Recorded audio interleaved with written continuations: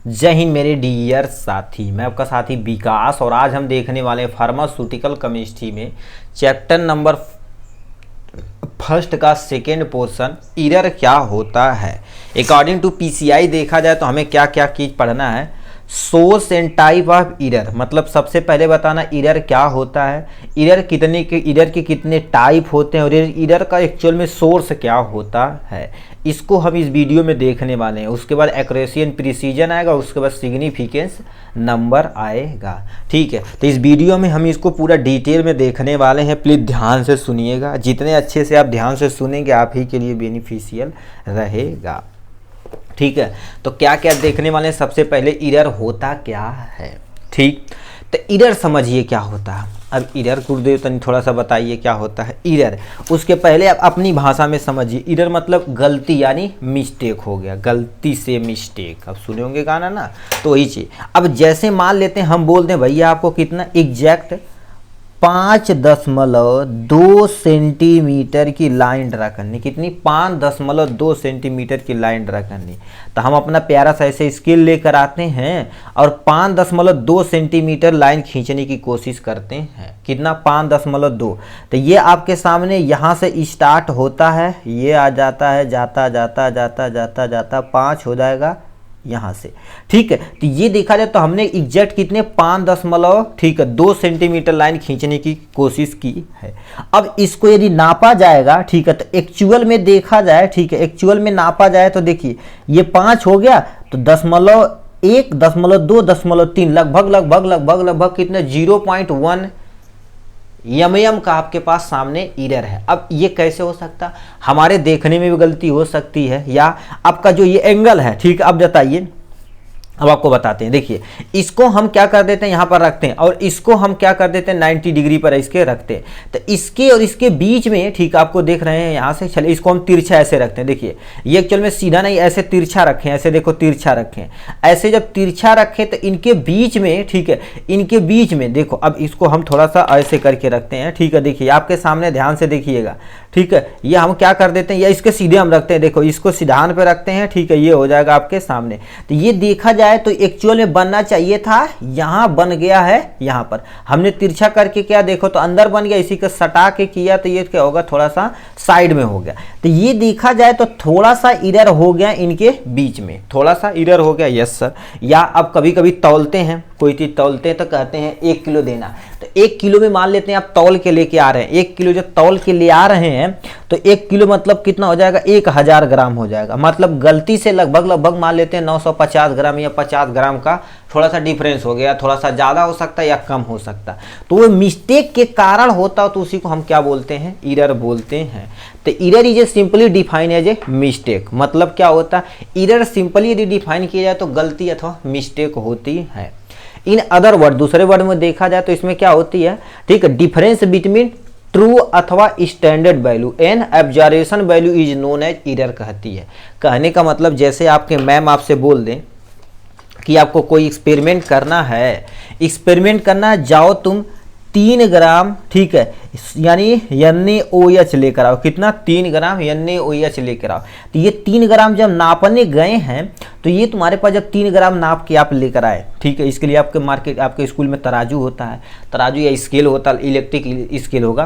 तो ये जो 3 ग्राम आप तौले हैं, तो मान लेते हैं हवा के कारण 3.0001 ग्राम हो सकता है।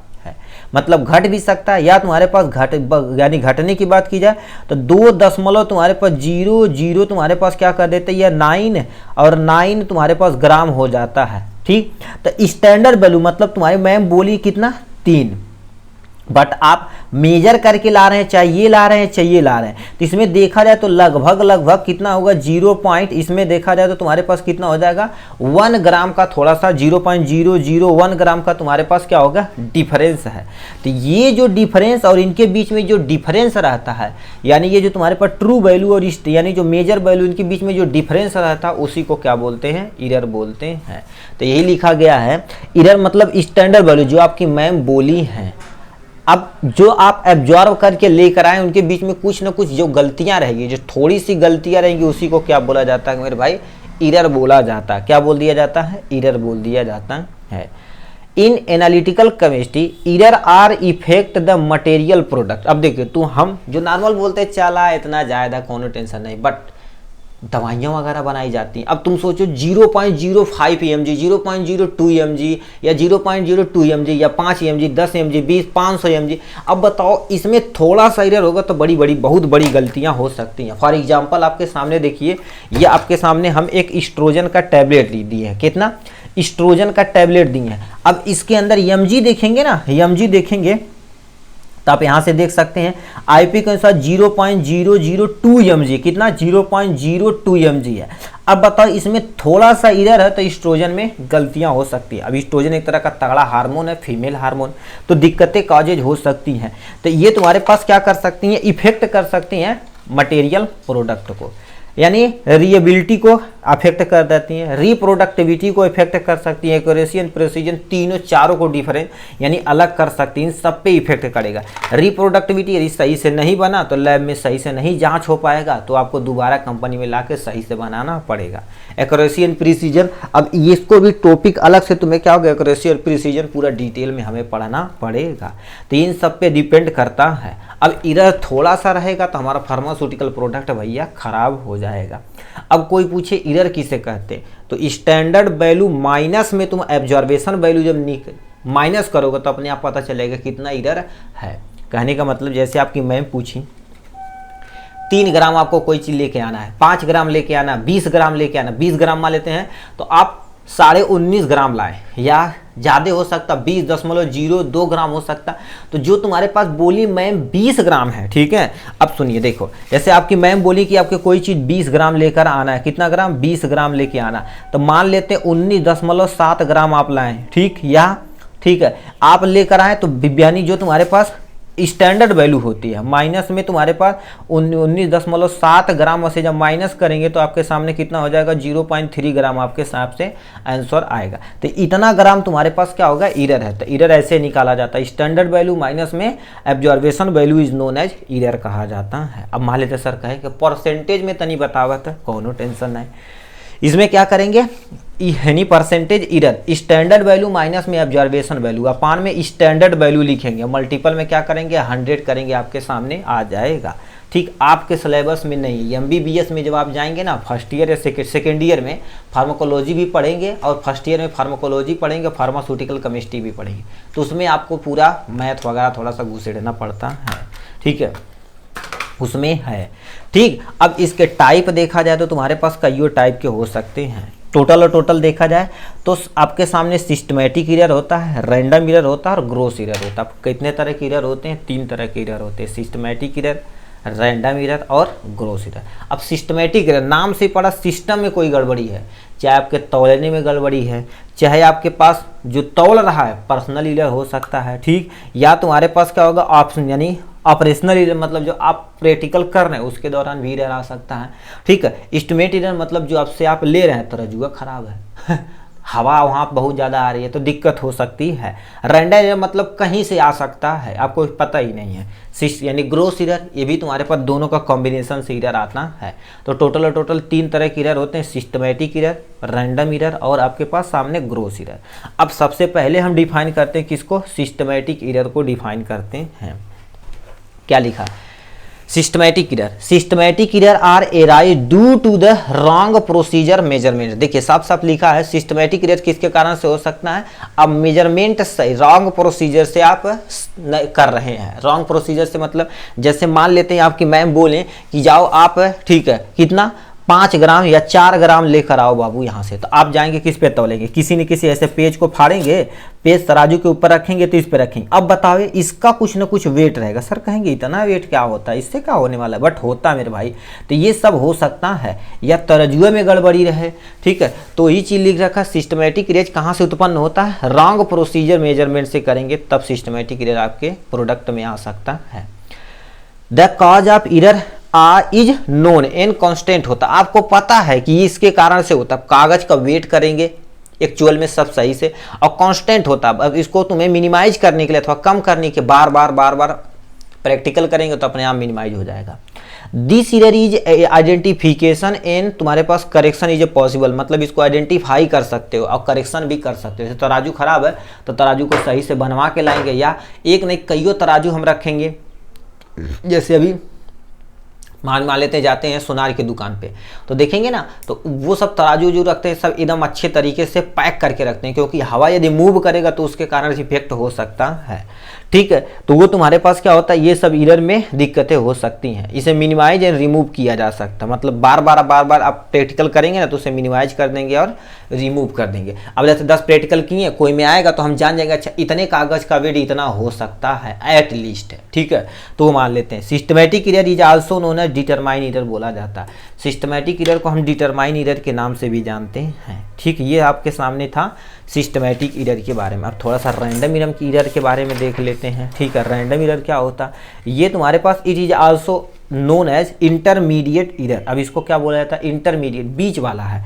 ठीक है, ये बीच वाला होता है, कहीं से आ सकता है। जैसे मान लेते आपका दोस्त थोड़ा सा हिला दिया, ठीक है, आपको दिक्कत हो गई, पता नहीं चला कहाँ से एरर आ गया, तो इसके कारण से हो सकता है। जैसे तौल के लेके आ रहे हैं, थोड़ा सा हवा मारा, उड़ गया, ठीक है, तब भी दिक्कत हो सकती है। The cause of error is unknown, आपको पता नहीं है। डिफिकल्ट टू आइडेंटिफिकेशन, इससे आइडेंटिफाई करना कि कहाँ यार गड़बड़ हो गई, आइडेंटिफाई करना थोड़ा सा मुश्किल है। This error can not be prevent and remove, इसे तुम क्या कर सकते हो, प्रिवेंट अथा रिमूव नहीं कर सकते। आपको पता नहीं कि कहाँ से हो रहा है फॉल्ट, चाहे इंस्ट्रूमेंट में गड़बड़ी हो, किसी भी के कारण से गड़बड़ी हो सकती है, आपको पता नहीं है। तो ये एरर तुम्हारे पास रैंडम एरर, नाम से पता कहते हैं यार ना, पार्टी में रैंडम लोग खा के चल गए ना, आपको पता नहीं कि कहाँ से आए, तो बाराती थे घराती, तो कैसे आप निकाल पाएंगे। आपको पता रहेगा अच्छा ये घराती है बाराती, तो आइडेंटिफाई कर पाएंगे।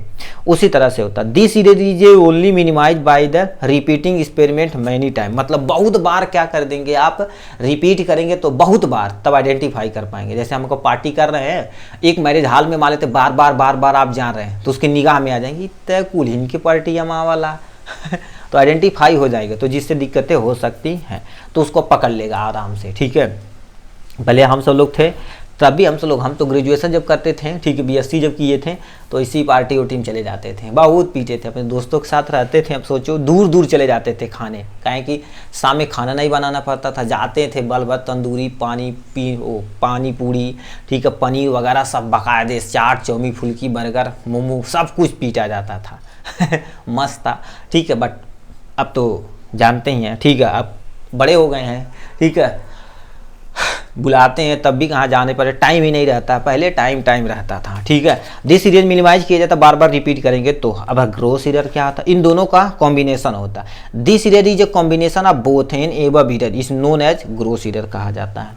This error causes by big mistake, ये कभी कभी बड़ा मिस्टेक कर देता और हियर इजिली इसे क्या कर दिया जाता है, आइडेंटिफाई किया जा सकता है। ठीक है, proper training and care from analyse, ठीक है, analyst can minimise their error by removing the source, मतलब प्रॉपर ट्रेनिंग होगी, आप लंबे समय तक ट्रेनिंग करेंगे, ठीक, या बार, इसलिए एक्सपेरिमेंट बार कराया जाता है। ठीक है, एक बार फेल हुआ तो 2 बार, अभी देखेंगे कोई चीज़ 3-4 बार रिपीट करवाया जाता है रिएक्शन को। मान लेते जो सटीक किए होंगे तो बताएंगे मैम इसमें गलती की है, सर इसमें गलती कर दी है, तो उस गलती को हटा के जो आप सही से किए होंगे उसको आपको नोट कर देना रहता है। ठीक है, तो प्रॉपर ट्रेनिंग करेंगे, केयर अच्छे तरीके से केयरफुल्ली करेंगे तो इस एरर को मिनिमाइज किया जा सकता है। ठीक है, अब हम आते हैं कि इस पे सोर्स ऑफ है एरर पे आते हैं, कहाँ से आ जाता है मिरर इस एरर, तो इसको बातें हैं एरर डूरिंग द, ठीक है, देखो यानी प्रोसीडिंग डूरिंग द सैंपलिंग, मतलब आप सैंपलिंग कर रहे हैं। सैंपलिंग मतलब क्या होता है, जैसे आप उठा रहे हैं सैंपल, उसके कारण से हो सकता है, तौल रहे हैं तो उसके कारण से हो सकता है। ठीक है, वो सब सारी चीज़ें के कारण हो सकता है। यूज ऑफ इनकरेक्ट फार्मूला, मान लेते हैं आपको कोई फार्मूला ही नहीं याद है, ठीक, जैसे मान लेते हैं आपको मैं बोले कि इतना ग्राम से इतना ग्राम इतना घटा लेना तो काम हो जाएगा, तब आपको पता नहीं फार्मूला, तब भी हो सकता है। चाहे आप फार्मूला पता, कैलकुलेशन गलत कर दिए, उसके कारण से भी एरर हो सकता है। Presence of bubble in burette, मान लेते ब्यूरेट में बबल प्रेजेंट रहे, तो बबल थोड़ा सा बड़ा रहेगा तो उतना एयर ट्रैप करेगा। एयर ट्रैप करने का मतलब बबल छोटा रहेगा, ब्यूरेट पतला रहता है ना, ठीक है, पतला सा ब्यूरेट, उसमें नंबर ही लिखे रहते हैं। अब बीच में तुम्हारे पास बबल है तो ये थोड़ा सा राइज करेगा, मतलब जितना होना चाहिए जो हमारे पास 3.5 होना चाहिए तो 3.7 या 3.6 0.1 mm का एरर हो गया, तो उससे दिक्कतें हो सकती हैं। यहाँ से आ सकते हैं। Balance is not rising after the each sampling, मतलब हर एक सैम्पलिंग करने से पहले बैलेंसिंग करना जरूरी है। कोई भी केमिकल रिएक्शन करेंगे तो रिएक्शन को भी बैलेंसिंग करना पड़ेगा, आप जो तौल के ला रहे हैं उसको भी बैलेंसिंग करना कंपलसरी है। कैलकुलेशन एरर, मान लेते हैं आप कैलकुलेशन ही गलत कर दिए, तब भी आपके प्रोडक्ट में एरर आ सकता है। Mixup of sample and reagent, मतलब दोनों सैंपल और रिएजेंट को दोनों को क्या कर दिए, मिक्स कर दिए, उसके कारण से भी आपके ठीक है प्रोडक्ट में एरर आ सकता है। तो ये कईयों कारण है जो सोर्स ऑफ एरर का कारण बन सकती हैं। ठीक है, तो इतना था हमारे किसके बारे में, एरर के बारे में। ठीक, चलिए आज के लिए बस इतना ही, फिर मिलेंगे नेक्स्ट वीडियो में नेक्स्ट टॉपिक के साथ। तब तक के लिए bye bye and take care.